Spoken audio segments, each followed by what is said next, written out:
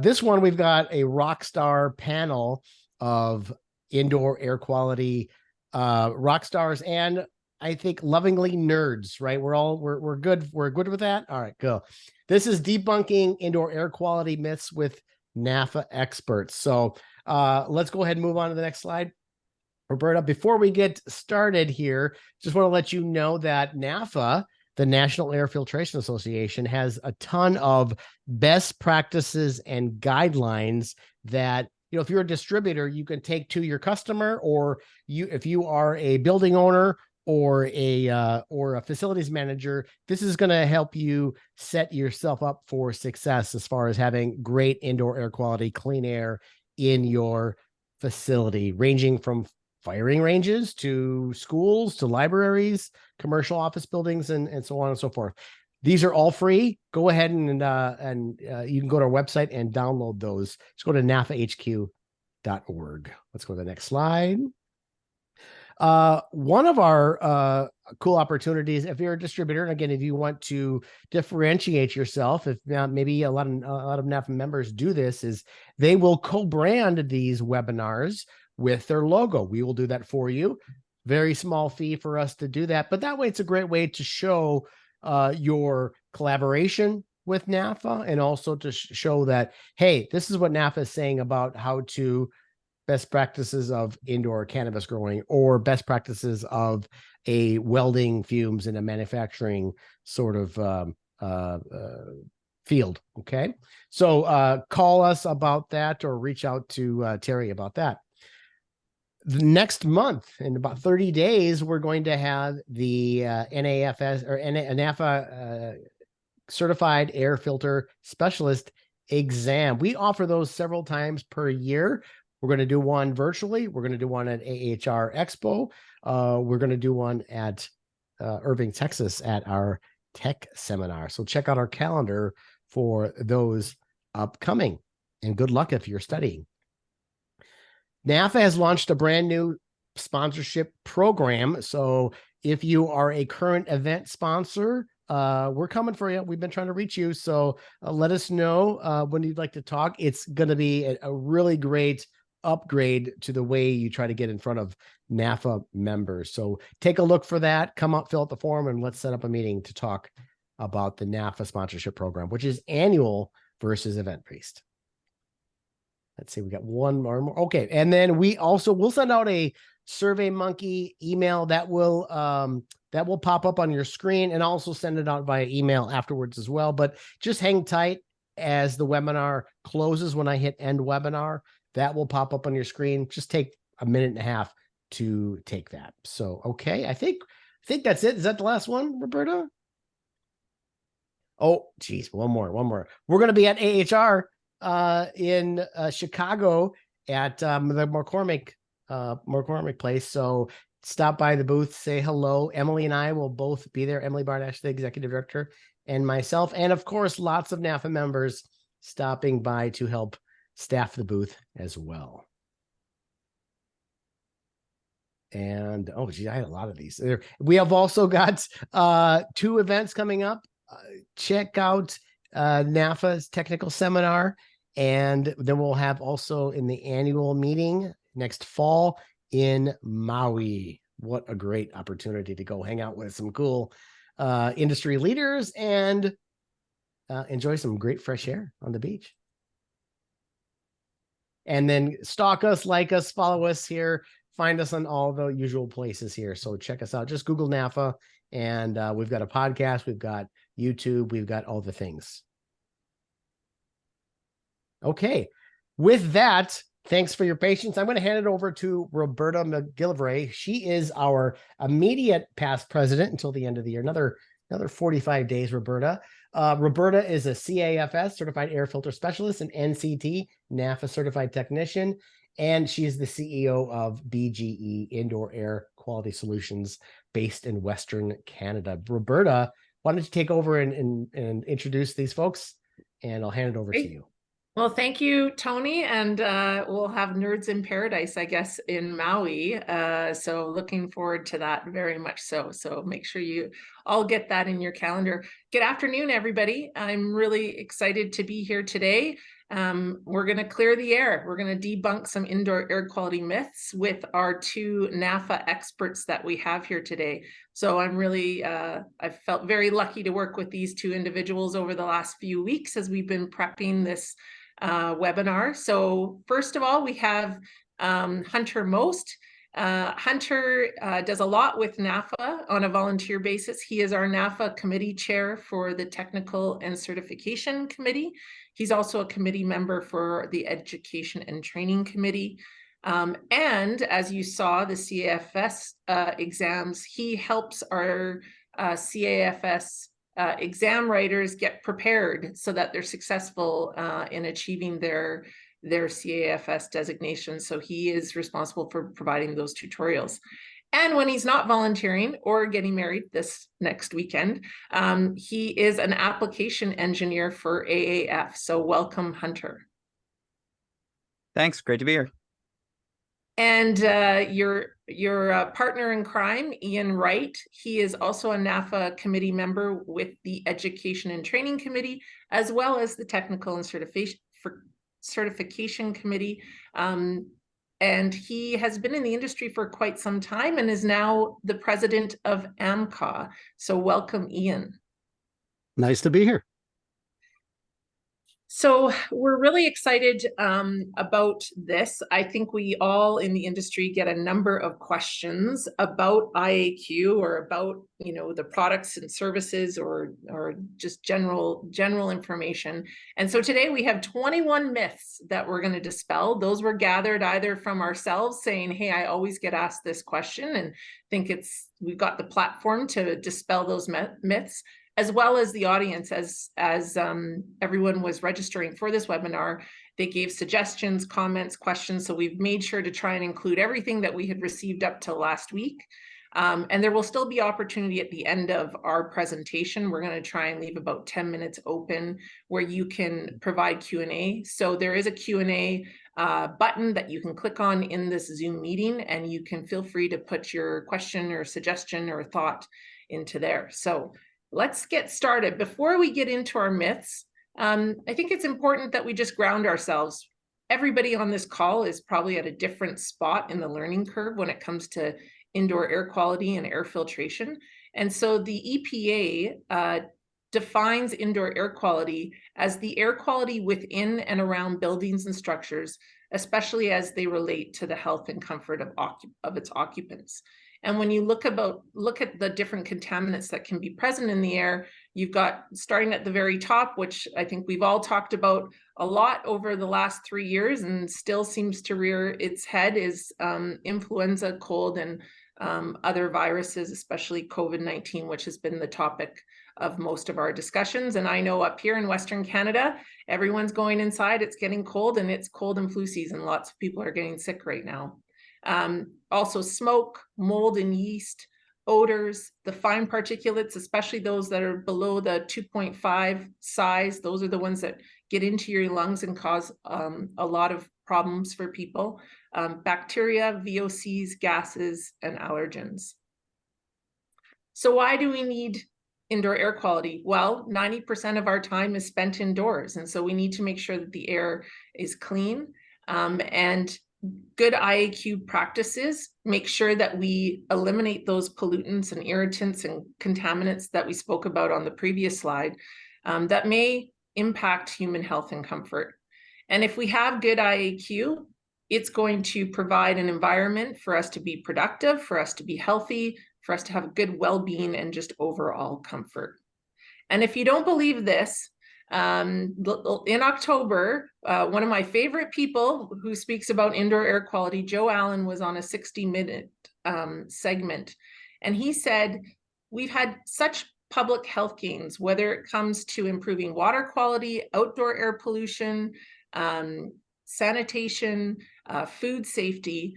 But where has indoor air been in that conversation? And we really realized with the pandemic that it was a mistake to ignore that. And it's been our opportunity over the last 3 years. And as we've seen other things like forest fires, it's really put IAQ front and center. And it's our job here as NAFA members, and those of you that have decided to come on this call today, probably care about this and want to do a better job at it. So we hope that today we'll be able to help dispel the myths. So we're ready to get started. Ian and Hunter, are you guys ready? Born Bring it ready. on. Okay.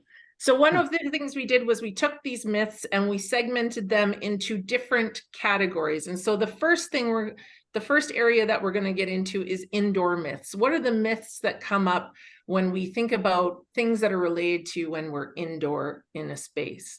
And so, Ian, we toss the coin and you're up first. Myth number one, and I'm going to say this a little bit as if I'm the one that's asking all these questions. I may add some other color as we go, but myth number one, overall, indoor air quality is pretty good and not a significant health concern. Yeah, it's one of these things where I think in a lot of countries, we have this belief that all the air we're breathing is good, right? And it's only a problem in certain areas of the globe. I think one of the things people forget about the most is the most harmful particles that you can have. And you had mentioned about the ultrafine particles that get into your lungs. These are what we in the industry known as the E1 particles. Well, they can't be seen. So as the average human goes about their day, breathing in, I think, estimated 42 gallons of particles a day is what we consume over the course of our 20,000 breaths. We take just this idea that, oh, the air's clean. Of course, everybody's following the basic standards. Much to, Dr. Allen's point on the 60 Minutes is indoor air quality has always just been assumed to be healthy. However, we didn't really ever judge it. And COVID kind of opened our eyes to that inhalable type of an aerosolized particle that what we can't see is sometimes the most dangerous, because we know it goes right into the lungs, goes right into the bloodstream, and right into the organs. So while it may be true that it is better in some areas of the country and of the globe than others, not it being a significant health concern is unfortunately a myth. It actually can be a very significant health concern, and understanding all of the components, which we're going to talk about today in terms of IAQ, is how we can take it from pretty good to very good. One other thing that I would just add to that, considering we spend, most of our time, more and more time indoors, upwards of 90+%, right? The one thing that myth hits on that is a common misconception that we're going to keep talking about throughout this time here is that they might say that it actually is a good quality indoors. But the truth of the matter is all of those things that we were just referring to as issues within IAQ, most of them are invisible, right? So just because we don't see smog or smoke or anything like that inside our building, that doesn't mean that the rest of that stuff isn't right there for us to breathe. Yeah, really good point. So kind of segues well into the next myth. Myth number two. So I always like to put things back to homes, because that's, if you're learning about this industry, it's always good to use homes as the analogy. We're in there, we know what we can affect. But I know cooking, that's combustion. That's not great for indoor air quality.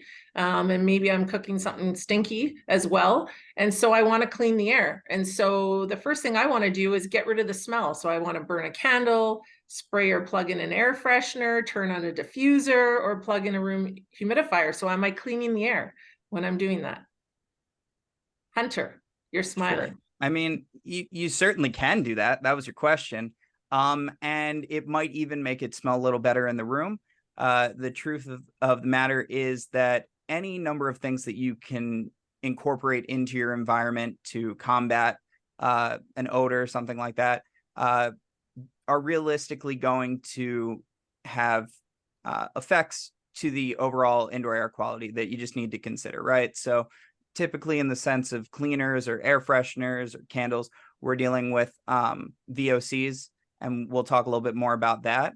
But that's certainly something to be cognizant of. You wouldn't want to overdo it with the VOCs, even if it does smell good. Yes, I often say it's adding more than it's taking away from the environment. Okay, well then let's say I need to clean my house and I want to make sure the dust mites and all those things are taken care of. So if I buy products that are labeled green from the store, and I use those to clean. Those will improve my indoor air quality. Iain, what do you think about that? I always appreciate people who have environmental conscious to them. However, unfortunately, as much as we love our friends in the marketing departments, that term green, it's not a regulated term. So what that really means is it could mean a lot of things, right? It's kind of the consistency of inconsistency here. So I think the most important thing when you're talking about or if you're using a green product is what makes that product green. Could it be the sustainability in the packaging? Could be the recyclable quality of the materials, whether it's in the bottle. But ultimately, the VOCs that would be created in an air freshener or in a candle are also present in cleaning products. You know, I know that there's been a lot of times where you go into work on Monday morning and somebody had spent the entire weekend cleaning the office, and you come in and you're like, man, we haven't opened the window. The HVAC system hasn't been on. Those VOCs can build up, and without proper ventilation or a system that's running, whether the products are green, whether they're not, the dilution rate of the product will ultimately affect how many VOCs go into the air, not necessarily a product that just eliminates VOCs altogether. So understanding the application is very important here, because just because something is labeled green, unfortunately, doesn't mean that it's safe for your health. So it's important when we're doing things such as myth number 2 of burning candles, or those sorts of enhancements to smell, or making the odors maybe or camouflage the odors that we originally put in, or we're using green products, using ventilation later to help get those VOCs down in the level so that they're not irritating us anymore. Yeah, and it's also considered in the masking agents, right? If we're using one of these products, are we using it to kind of rid ourselves of a smell that would be maybe telling us something else, which I know we're going to get to a little bit, but always remember, am I spraying this cleaning product? Am I doing this to try to get rid of another problem? So bringing up myth number 4. So with these, we talk about ventilation. So to improve IAQ, all I need to do is just open the window. Hunter. Yeah. Okay. So this is a common, definitely a common myth. And a lot of it comes from different guidance that came out in the last few years. A very common term in our industry is the solution to pollution is dilution. And the stats and the facts show that that is true to an extent in certain cases. So a lot of these myths have a little bit of a kernel of truth, but, you know, need some more context, right? So to start, that's all well and good if the outdoor air is cleaner than the indoor air. But if you're in the middle of a wildfire season, or you're in downtown Manhattan or some other major city, it may or may not be cleaner. Definitely will dilute whatever you have going on, and bringing in outdoor air and clean outdoor air and having overall proper ventilation is extremely important, but it's one piece of the pie, so to speak. Got it. Yeah. So open the windows when someone might have a cold, but close the windows when there's a forest fire outside. Sure. Okay. And myth number 5, I think you were leading to this, Iain. Only in humid climates can mold be an issue. Here, I think today in Calgary, we have 10% humidity. So mold can't exist here. Yeah, it's one of those ones where, depending on where you are in the globe, you could be in a dry climate, you could be in a humid climate like I am here in Chicago.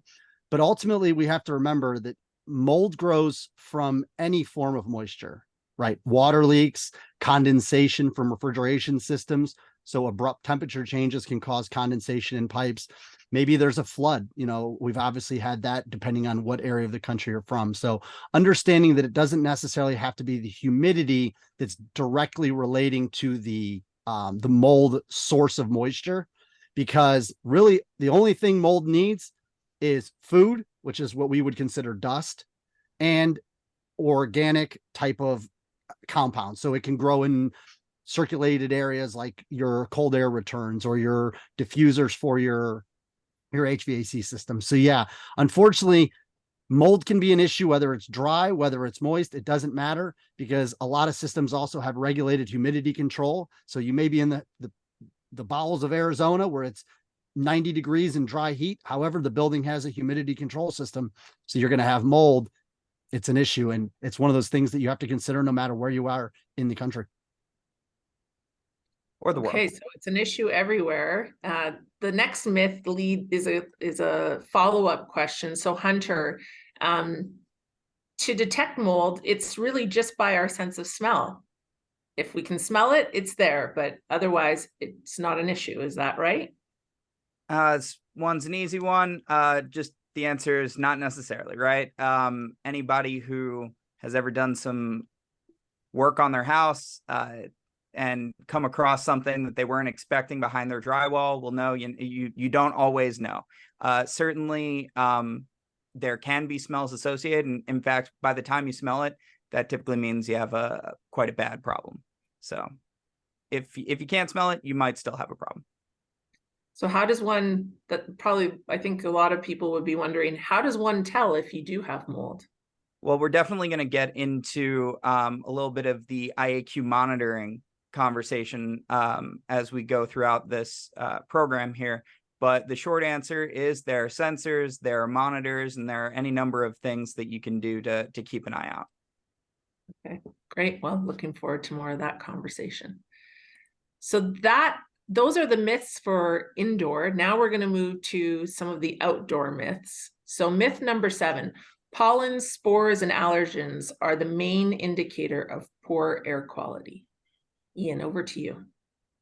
Yeah, as a person that has allergies, I remember as a kid, we'd kind of wake up, we didn't have quite the internet at the time, but we would be able to turn on the TV, and during the weather report, there would always be that pollen count number. And we knew that the higher that pollen count number was, the more we were going to feel the effects of the air quality. I think what's happened is that idea that the pollens and the spores and the allergens are the main indicator of what bad air is true. It is a piece of the pie. It is a main piece of the pie because we have an actual reaction to that. But ultimately what we're talking about there is we're talking about particles that we can see. We see these things that are 70, 80, 100 microns. They're much larger particles in the air, especially I think many of us have ever been standing at a side and we see the sunlight beaming in and you can just see all the particulate in the air. Well, just imagine how much you can't see. So while pollen, spores, and allergens are a very large piece of air quality, they aren't necessarily the poor aspect of it, because we have to remember there are those ultrafine particles, there are those mold spores and stuff like that, which we would not be able to see, that are also in the air. So going back to that chart we showed at the beginning with all of those different pieces, viruses, bacteria, mold, smoke, gases, VOCs, it's all contributing to poor air quality and can be contributing all at one time in some cases. Yeah, and seasons will depend as well. Sometimes allergies. So maybe the problems I have in spring aren't the same problems I have in the summer in terms of my indoor air quality. Got it. Thank you. Okay, myth number 8, Hunter. I don't live in the city. My outside air quality is really good because I don't live in an urban setting.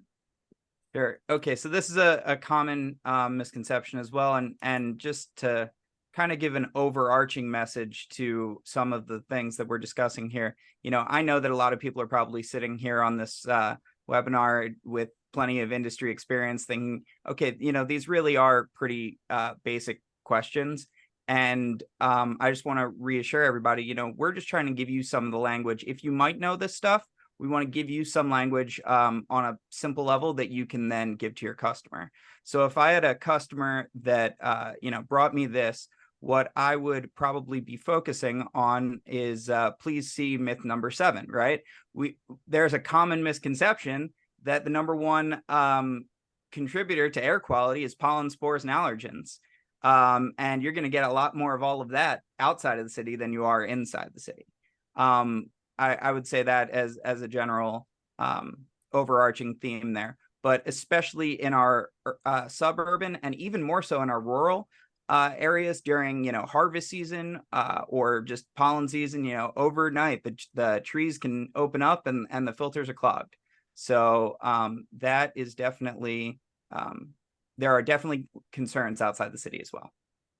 Yeah, it's one of the things. Obviously, I'm in the city of Chicago. So when I'm heading downtown Chicago, many of the people have that belief, Hunter, where it's like, I live downtown. I have to have like all of these things, whether it's the road, the dirt, the dust. I have alleys. I have all this stuff kicking up. And then the people in the farm are like, well, I don't have to worry about that. And it's like, it's two sides of the same coin, unfortunately, because particulate does not discriminate whether it's an E1 or an E2 particle. It's just what issue we're actually tackling is the most important thing that we want to convey when we're talking to an end user. You know, designing a filtration program may not be the same in the city and outside of the city. So that's the thing we need to focus on the more is designing the right program for the right customer in the right area and application. And just even to add one more thing, you know, kind of the converse of this myth here is that it implies that all air quality inside of cities is poor as well, which isn't necessarily always true. Different cities obviously have different environments going on. And another thing, I've even seen studies that, you know, kind of explain a little bit of, as you go up, let's say in a high rise or a skyscraper, you're going to have exceedingly cleaner air as you get further away from the sources of contamination. So just I think a lot of us, when we go out to visit a customer in an urban setting, we, you know, the first question, especially in a tall commercial building, where is the mechanical room? Exactly. It's a lot better if it is at the higher floors. So less to worry about. Yes. I think the other thing I would just add too is, yeah, maybe I've lived outside the city for 10, 15 years, but there is a lot of urban sprawl and there's lots of industries that are happening rurally. And even though I might not be able to see them out my window, there are lots of industry that is in rural areas, and you need to be aware of what might be contributing to that as well. Great point. All right, over to myth 9. I go outside for clean, fresh air. Ian. Yeah, it's, you know, how many times that we're sitting in where they're in a large building or somewhere like, I just need to go outside and get some fresh air. I just need to go outside and get some clean air, right? It's a common adage that we use because ultimately I think what we're psychologically thinking of is the air in this room that I'm in isn't moving, right? The ventilation isn't there. So ultimately, as technology has evolved and some of these buildings have started incorporating outside air into the new type of HVAC designs, hopefully we're going to see less and less quote unquote stuffy rooms. But ultimately going outside for fresh air could be introducing an element. You know, we talked a little bit about the pollens and the spores and the allergens. Well, as I can tell you right now, as a person with allergies like myself, I don't go outside for clean, fresh air because I'm walking into a barrage of different pollens, allergens in the Windy City. So I could be walking down Michigan Avenue and all of a sudden I just get hit in the face with a nice wind gust that has fresh air. Yes. Clean is the operative word here that is a little bit out of place. Outside air, as we know, has not been brought through the filters that inside air has. So while it is sometimes good for our souls to get outside and get some fresh air, we ultimately need to remember and be aware of the air and the environment around us. And it just goes back to the components. Like you say, it's stuffy in a meeting room. Maybe you've been sitting there all morning. The CO2 levels have risen because the ventilation might not be great for that many people in a room. So yeah, you're leaving to go outdoors where CO2 levels might be less, but the particulate size, or like you say, the allergens or pollens or spores might contribute. So you might be benefiting one way and you know, having challenges the other way. Borrowing from Peter to pay Paul. Yeah. Okay, myth number 10. Hunter, particles from freeways aren't a big deal because they aren't airborne for very long. Those particles are heavy. They can just drop to the ground. They're not going to bother me. Well, you kind of answered part of where I was headed right there. This is an interesting myth because it kind of implies that how long a particle is airborne has something to do with the source, which it might, but really what it has to do with is the size of the particle, right? So you have any number of different particles that are going to have a source on a freeway and an expressway, right? It's true, you know, rubber that's coming off of the tires, it's going to be a large particle. It's probably going to fall right back on the road. But then again, the exhausts and any number of gases that are coming out of the vehicles, and overall just wear and tear, VOCs escaping from all kinds of things that you might find on roadways in general. They're smaller particles and they can stay airborne longer, they can travel further, and they're going to definitely have an impact on the overall air quality around them. Yeah, in relation to this one thing I learned early in my career, I actually had the opportunity to sit with somebody who was kind of an air quality tester, right? He had all the fancy machines and stuff. And he explained to me about how freeways and expressways are really known as wind vectors, right? Because they're flat. Some areas of California and the mountains, right? We're not talking about something the same, but especially in the Midwest or in the East Coast, you get these wind vectors that will gather all of these particles together and start shooting them almost like, a wind tunnel. And we were doing an air quality test for a customer that was a good 10, 15 miles away from the most local freeway. And there was still rubber particulates from those freeways because, as he explained, the wind is a vector. So yes, can I throw a rubber ball 15 miles? No, but a rubber particulate in some of those, VOCs and stuff that are in there can actually get caught into like a current in the water and travel extremely large distances, just depending on geographically where you're at. Wow, that's really interesting. For sure. Okay, those were the outdoor myths. Now, filtration myths. And I think this myth 11, is it? I have the video in front of my screen here. I think we've all been asked this question many, many times. A HEPA filter is a HEPA filter.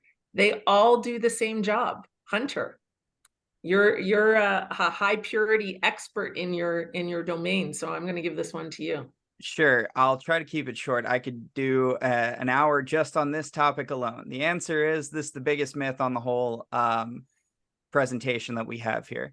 Not only is a HEPA filter not the same as another HEPA filter next to it, even the same model of HEPA filter might have some variances. Even the same, and that just goes even down to the spec. Even if you have two filters that are almost identical in every way, they might have different testing methods that were used on them. So there are so many different factors that make up a HEPA filter that it's definitely not that they're all the same. That's one thing. The other thing is this in general is, a term that is used probably, it's my biggest pet peeve of the incorrect usage of the term HEPA, right? Some people think that just any filter that they want to call a high efficiency filter is going to be a HEPA. So obviously, we have a international standard definition for HEPA. So anything that's going to exceed that definition would be classified as one. But you can even get into the ULPA and the higher levels that are even more efficient than a standard HEPA filter. And then the last point that I would say is, even all of that said, and if you have a HEPA filter, and it is a true HEPA filter, even that isn't enough to guarantee that you're going to get HEPA performance. Because in order to have true HEPA performance, you're going to need to ensure that you're using that filter in a proper application with a proper system. It's designed correctly. You're going to have methods to eliminate bypass, whether that's going to be a properly compressed gasket or a gel seal, for instance. And if you just take a perfectly good, legitimate HEPA and you stick it in what we call, an ASHRAE housing, you're not going to be getting a HEPA performance. I'll get off my soapbox now. No, I like that, because I think it's hard to have that conversation. Someone might say to me, hey, I bought a vacuum, it's got a HEPA filter in it. And my husband laughs every time I roll my eyes at that, but it's really about, for us to achieve what customers need for those critical environments and those clean rooms and operating rooms, is it has to be a true HEPA filter and it has to be sealed, and it has to be tested and verified. Absolutely. Yeah, I think the pain there is the word HEPA going from the Manhattan Project and being such a specialized use filter has devolved all the way down now to our vacuum cleaners. And it's like, these two things are not the same, everyone. It's like, we have two, like Hunter said, two identical filters that could be installed next to each other and give you different results. It's like, but I heard that CAFS tutorial on the HEPA section is delivered very much. So if you want to learn more about HEPAs or hear his entire presentation on the chapter of HEPAs, get on that CAFS tutorial. Absolutely. Good plug. Okay, over to you, Ian. Myth 12. The HVAC filter is only needed to filter outside air. Changing or upgrading it doesn't matter.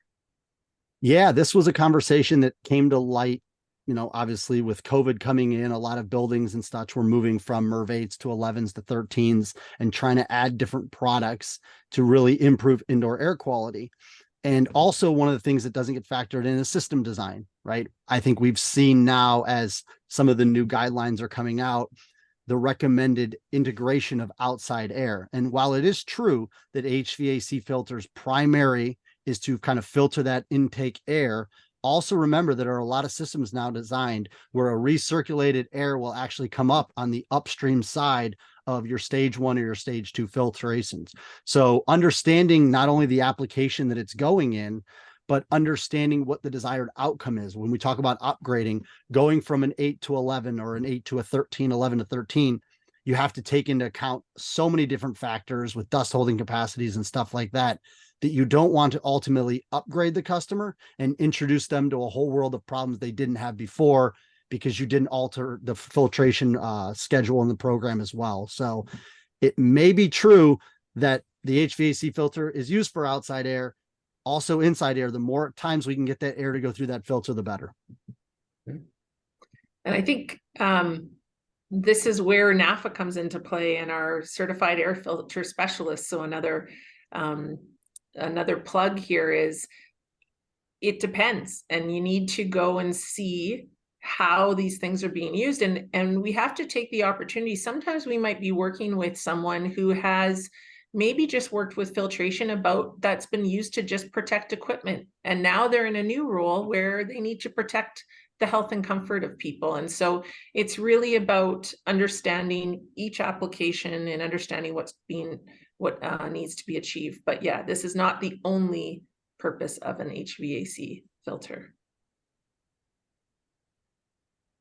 Okay, Ian, I'm going to give this one to you as well. So myth number 13, I don't use a higher efficiency filter because it reduces too much airflow.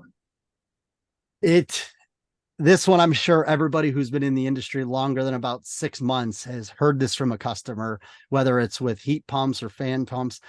There's so many different types of HVAC and air moving type of equipment that the number one adage that people hear is, if my MERV goes up, my airflow goes down. It's for some reason a correlation that is made, especially in the mechanical contractor segment. But ultimately, there's this hidden guise of, we really just don't want to spend all of that money on those filters, because one of the things I used to explain to people, and like Hunter, I'm an engineer as well, is the initial resistance of a MERV 13 and a MERV 8 are now so close, especially when we're talking about a 1-inch size filter, where I always would tell people, worst case scenario, let's say the MERV 8 is a 0.2 and the MERV 13 is a 0.3. Well, 0.1 inches on a water gauge translates to about 0.003 pound per square inch of resistance. So we're talking about a very minimal amount here. And the myth here is, just because I go from an 8 to a 13 does not mean that I have a natural increase in dust holding capacity. And if that's not a term people are familiar with, you really need to make yourself familiar with it, because dust holding capacity is the big factor here. Because if I go from a MERV 8 that has 150 dust holding capacity to a MERV 13 that has 40, I'm going to have to change my MERV 13 filter with far more frequency, because yes, at the end of the day, once that filter loads up, airflow will come down. That is true. That is the result. But like I tell people, you never want to run filters to the point of failure. Ultimately, what you're doing is you're matching what is the dust holding capacity of the filter I'm buying to what is the dust holding capacity of my building. So when people tell you about airflow, the first thing you want to know is how much dirt, how often you need to change in the filters, because that will probably be the source of the issue. If I could just add a little bit more to that. Intuitively, it makes sense, right? Because all other things being equal, higher efficiency filter is going to put more resistance in place of the air, right? And if you have a higher resistance, then you have the potential to have lower airflow. These are just general physical principles, but the key words there were all things else being equal, right? I often have to remind people that, a difference between economy MERV 8 pleat and the media that's being used in a more high efficiency filter, we're not talking about the same medias. They perform differently. So not only do they have a higher efficiency, but they also have some cases a lower pressure drop even, and certainly a higher dust holding capacity oftentimes. So that's one point. The other thing is, even let's use Ian's example of a 0.2 versus a 0.3. So that 0.3 might be a little higher than the 0.2, but the truth is it's higher than the initial resistance of that MERV 8. It's not higher than the final resistance, because even at the very least, you were going to change that filter. Sometimes people change it at 1 or 1.5 inches, or at the very least double the initial. So they were going to change it at a 0.4, or any number of other ways to calculate that. But so the initial resistance of the higher efficiency filter still is under a final pressure that I know that your system can take without having airflow issues. The question is just, like Ian said, how often do you have to change it to maintain the correct pressures? And I think the benefit you have with NAFA, the list of manufacturers we have and the list of distributors we have, there are options out there. There are a number of options that you can get to that. Yes, maybe a filter you used before that was a higher efficiency really did have high resistance to airflow, but there are lots of options out there. So I think, again, this is our ability to really help the customer find the right solution they need. That's a great point. And if I could just even add one more thing about those options, right? In the 1% of cases where I've come across systems where this is genuinely true for whatever reason, that's when you have other options of ways to solve air quality issues, right? So that's when I'm going to be talking about an occupied space piece of equipment, indoor air purifier kind of thing. Right. We can augment our efficiency with those. Great point. Okay, Hunter, this one's for you. Myth 14. I don't want fiberglass media blowing throughout my occupied space, so I don't want to use a fiberglass filter. Yeah. So this is something that we hear from some customers from time to time. Any manufacturer that does deal in some fiberglass products, especially some of these concerns come out of the food and beverage industry for different regulations and reasons that kind of make sense with that. The one thing that I would say is you certainly don't want much of anything blowing through your system, right? And through your air. So there can be any number of issues completely aside from the filter. So if you're in a critical application where you really need to be absolutely careful about what does make it through your system, then you need to have the proper controls in place to avoid that. But that said, the number one way to avoid having fiberglass, for instance, blowing throughout your system is use a filter as designed in a system that is going to work correctly, and avoid blowouts in general. Change it before the system tells you to change it, and you're going to avoid most of your problems there. In general, are there weird exceptions where something can blow downstream? Yes, but that's true on really any product. Yeah, a lot of times we see those blowouts because we've taken the filter or we've let the filter be in place for much too long, and Exactly. we don't want fiberglass or polyester going through that space. And again, it's about choosing the right filter for the application. Like you say, you have to be very careful about regulations that different industries need to follow, which is another plug for our best practices and guidelines. There's lots of information around that to help you when you're advising your customers. Yeah, you have to embrace that somebody who's interested in air quality. So tell them like, hey, if you're in the sensitive industry, factor that into your filtration program. Mm-hmm. So Iain, we were just talking about not letting our filters stay in too long. I just change my filters when they look dirty. Is that the only way to indicate when I need to change the filter?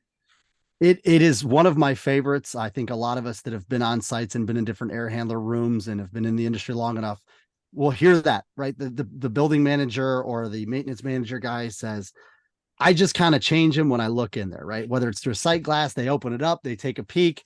That looks good. There's some room around the outside. The intake really only filled up those 8 in the middle.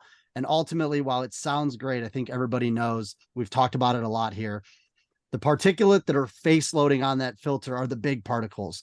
Well, if a MERV 8 filter is no longer performing like a MERV 8 or an 11 or 13, down the road, we ultimately have to know what is getting through the filter, not necessarily what is on the filter. And, people always tell me, oh, well, I look at it and, every 3 or so or 4 months, but they don't know any of the relevant information regarding their filters. So it's a piece that you should be easily able to say, yes, I understand they look dirty. However, there's so many things that we've talked about today that you can't see that are the most important thing. MERV 8s, 10 micron and under, you can't see it. So you got to be able to educate. How do we know then? How do we know? I'm sure everyone's just thinking use gauges. So, through gauges. Everybody's favorite, right? So let's just take a minute to pause there with gauges. I don't think there was a question that came in around this, but we just talked about higher efficiency filters put a load on airflow, as well as dirty filters put a load on airflow. So talk about gauges a little bit here for the audience. I'll jump in. I'll tee this to Hunter. How many gauges in application have you seen that are installed correctly and or operated correctly? Better question is how many? Yeah, the answer is very few. Whenever I talk to somebody about, changing their filters, the truth is 75% of customers are going to change a filter based on schedule. It's easy to predict and easy to budget for. 25% of customers who think they're onto something, and the truth is that they are, will say that they're going to change it based on, a visual inspection, somebody, relying on somebody to walk out there and look at the gauge and determine, where when it's time to change a filter. When somebody says that to me, I first applaud, because at least they're, trying to do something that makes sense for filtration. But the question is, where on the gauge? How do you know? And how do you know if your gauge is telling you the truth in the first place? So if they're not cleaned, if they're not calibrated, you're going to get poor readings. And then back to what we were saying originally, sometimes a filter might change at 1 or 1.5 or double the initial or somewhere in between. So you really do have to think a little bit more deeply about that in order to use the gauge. Thank you. Okay, who's next here? I think it's Hunter. Myth 16, filters will catch all the viruses. I put a filter in, it will catch everything. I won't get sick anymore. I said this a million times during the height of the pandemic. At the end of the day, you can have the best super ULPA filter in the entire world in your air handler in a central system. If somebody walks in, sits down next to you and coughs on you, that's not necessarily going to help, right? So number one is that a filter can only even possibly catch viral particles or any other particle that actually make it to the filter. So that's point number one. Point number two is depends on your level of filtration. So yeah, MERV 8, although it might capture some dust particles that might be kind of viral carriers, certainly not going to capture any of the smallest particles that we're concerned about. So that said, when you're dealing with a HEPA or even higher level of efficiency, the viral mitigation that you're going to get out of a filter like that is going to be definitely superior, and you're going to certainly be able to take a lot of, if not most of, viral particles out of the air. But even our most efficient filters are 99.9999, right? So, yeah. And that's what we have the MERV rating for too, is as we do have the particles going through the filters, it is that MERV table that shows you how efficient a well-installed filter is on the various sizes of particles. Okay, sure. we're into our last section of myths. So other IAQ solutions. So Iain, myth 17, room air purifiers. So maybe the filters can't eliminate all the viruses, but the room air purifiers can eliminate all pollutants or contaminants. Yeah. These have become super popular. You know, how many different lobbies and waiting rooms and, you know, just general purpose areas do you walk into now and you'll see an air purifier in the corner? And I applaud the people because they're making an investment into, you know, your air quality, their air quality. Unfortunately, sometimes in the industry, we look and we know that not all air purifiers are created equal. And to touch a little bit on what Hunter was just talking about with the viruses, if we're sitting next to each other in a room and a person's coughing, until that virus comes all the way through the return, all the way back up through the filters, you know, it unfortunately is not going to get grabbed by anything, you know, with a media like that. So that's where insert room purifiers, air localized source. We're talking about small to mid-sized spaces. And realistically, what we're talking about is something that would go on top of a good HVAC filtration program, right? So this is not a substitute for something that would be in your air handler. This is something to provide an added layer of support. It's kind of like, you know, a secondary type of function, because ultimately what we're trying to do nowadays is circulate the air in the room more times. We talked about it before. We want those particles, we want those viruses to pass through a filter media as many times as possible. And as people may know, viruses start off so small, they need hosts, right? So they bind to different things through a process called agglomeration. Agglomeration makes small particles a lot bigger. And if I have a local area where I have a properly sized room, you know, say, for example, if I put a 150 CFM air purifier in a 40 by 40 great room, understand the limitations that that brings. However, if I have a 12 by 12 office and I put a nice 250 CFM air purifier in there, those viruses and those particles are going across that media. So while yes, air purifiers can eliminate a great deal of pollutants from the air, they also have to be put in the right application. And you kind of got to know what you're getting. Read those fine details to know what kind of media, what type of filters are built into those. So again, it depends what you're trying to filter. It depends on the size, and lean on your CAFS experts to help you size and recommend the right room air purifier. So we've got 4 myths left. We've got about 3 minutes so that we can leave some time to, we've got a couple live Q&As that we'll want to address. So myth 18, over to you, Hunter. Ultraviolet light technology can kill all viruses. Just to keep it quick, I'll echo, you know, kind of Ian's disclaimer. Just like all of these, it depends. That's the end of it. Now, the truth is that UV light is a well-known and respected industry solution. It's been proven to combat a number of different viruses, but it all comes down to application, making sure that you are able to provide the correct amount of time and intensity, really what it comes down to with UV light. And probably a good rule of thumb on any of these myths, anytime you see something absolute as an all or... For sure. The answer is no.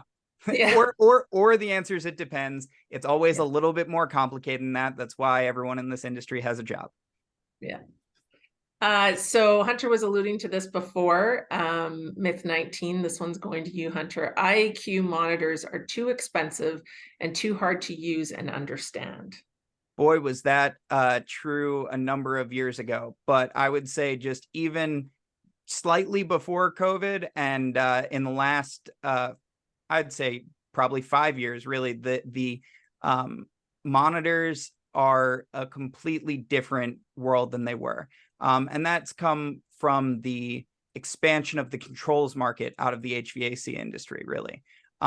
There's been a lot of demand for that, and there's been a lot of companies that have stepped up to decrease the cost and the complexity of these things. You can go on Amazon right now, or your local hardware store. You can pick up some sort of IAQ monitor that's going to have a really surprisingly accurate sensor in it. And I recommend everyone, spending the $200 just for your own education, walking around with one of those monitors, check if your planes are properly ventilated when you're going on your next trip. You'll get very comfortable with the data that those are giving you. And it's that first, it's a first detection of whether there's a problem or not in an occupied space. Okay, myth 20, Ian, electronic air cleaners do a better job than disposable HVAC air filters. Yeah, this is a fun one because I think a lot of us have seen this in a residential application, so I'll be quick with it. The concept is putting an electrostatic charge through a media to help kind of use a different form. I won't go down Hunter's route of the interception, impaction, diffusion, and straining concepts, but we're using electrostatic attraction to try to bind more materials. The issue then is what am I binding? What is my frequency? So while they can be more effective, which is true at times, they ultimately will introduce some other factors that need to be taken into account, because you don't want to run one too long. Now, all of a sudden we're running into, more organic and molecular issues from that type of application. So while they can be beneficial like the other ones, ultimately you really need to understand what's going on in that specific environment and what is the frequency at which I need to change these, because some of them are disposable, some of them are washable. There's a lot of different aspects to them. So really understand what it is, because conceptually it is true, but it could be specious just based on the application. I'll just add, there's a whole chapter in our handbook on that topic. In the NAFA guide to air filtration on the exam. Yes. Okay, and our last planned myth, and then we've got 3 questions on the Q&A. Hunter, bipolar ionization technology can be used instead of mechanical filtration. To put it simply, any of these other IAQ solutions, assuming that you design the systems correctly and figure out your proper application and install correctly and use and maintain correctly, should be used, as an official position of NAFA, should be used, if anything, as an addition to mechanical filtration, because at the end of the day, that is the best bang for your buck. I think the other thing we really want to make sure is these technologies take a long time to we really lean on the ASHRAE standards to help us determine the efficacy of these things. And so whenever you're looking at any of these technologies, it's really good to look and see what is what scientific research been done and what standards have been built around these. It does take time for these things to evolve and for us to understand the science behind them. So great. Okay, well, let's jump into our live Q&A. Nicholas has a question, probably going back to when we were talking about gauges. What is the best way to determine the pressure drop for a dirty filter? Who wants to take that one? I'll kick that over to Ian, because those other 2 I would love to kind of combine in a second. So yeah, they're more directed to manufacturers. So I'll let the other. Yeah. So in terms of a dirty filter, one that's been in use, right? The first thing you need to do is understand what is the initial, right? Because ultimately the 2 things that correlate to pressure are going to be what is the initial resistance and what is the airspeed. Because a lot of times when people tell me they change based off of pressure and I say, oh, well, what's your airspeed? Well, they don't know. A filter may be rated at 0.2 on an initial scale at 492 feet per second, but maybe I'm in some sort of an ERV or a variable frequency drive system where I'm maybe running at half of that. There's a number of times where a filter will never get to, say, double from a 0.2 to a 0.4 if that's your standard. So ultimately understanding, what is this filter going to do? You know, a lot of testing agencies put them with the Arizona road dust in a sealed cabinet to understand at what point does this pressure, we've all seen that curve, right? What point does it just kind of, does the energy cost go up? So really understanding the correlation between the environment that the filter's in and at what point the filter is going to start allowing bypass, at what point is it going to start failing to meet the bought standard. You know, if I buy a MERV 13 filter, how long is it going to stay a MERV 13? You know, a year from now, is it still a MERV 13? No, of course not. So understanding what does dirty mean and what is the application would be probably the best way I could answer that one. Great. So I got two questions here that have to do with kind of products that manufacturers are putting out there, and I'll just summarize them and combine them, try to answer very quickly. Sure. You know, there's an idea of using kind of frankly cheaper materials on the lower quality, lower efficiency filters. But the tricky thing is that that's going to oftentimes lead to a bypass situation, right? So the question is, how do we approach that? And I'm going to tie that with this question that I got about the gradual, I guess, disappearance of fiberglass in the industry, right? And both of those bring up really good points.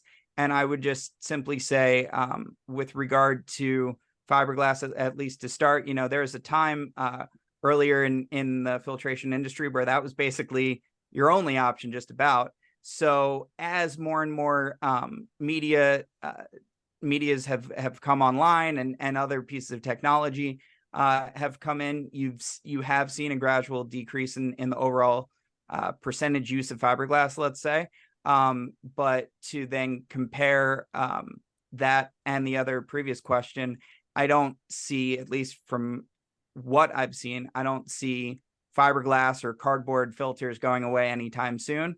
You know, they might be used less and less, but there's always a cost component that a lot of people are interested in a product like that. So it's going to stay as long as people are interested. Great. And the last question, Ian, we'll do one more. I know we've got, we're over time. I wonder if I can call on our experts to maybe respond in writing when we send out the presentation, but we'll finish with Todd's question.